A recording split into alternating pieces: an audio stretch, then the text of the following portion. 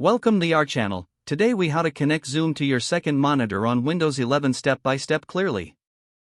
To connect Zoom to your second monitor on Windows 11, start by ensuring both monitors are connected to your computer.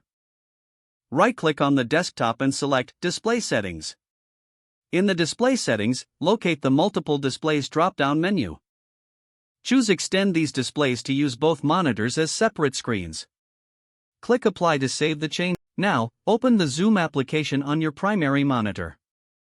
In Zoom, click on the Settings icon found in the top right corner. Once the Settings menu opens, navigate to the General section. Look for the option that says Use Dual Monitors.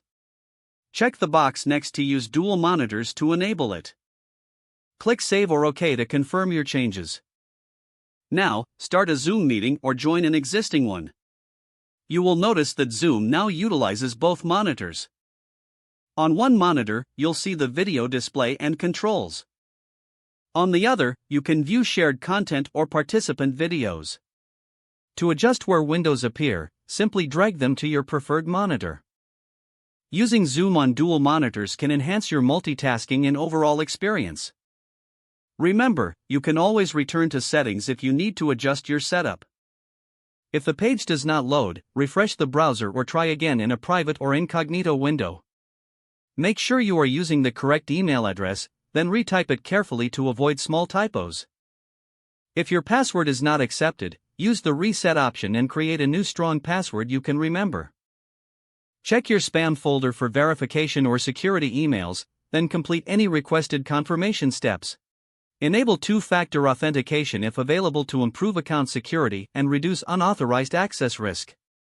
After signing in, review your profile details so your contact information and settings are accurate and current. If you see an error message, note it down and try again after restarting your device and internet connection. Log out when you finish, especially on shared devices, to keep your account and payment information secure. If the page does not load, refresh the browser or try again in a private or incognito window. Make sure you are using the correct email address, then retype it carefully to avoid small typos. If your password is not accepted, use the reset option and create a new strong password you can remember. Check your spam folder for verification or security emails, then complete any requested confirmation steps. Don't forget to like this video and subscribe to our channel for more step-by-step tech guides.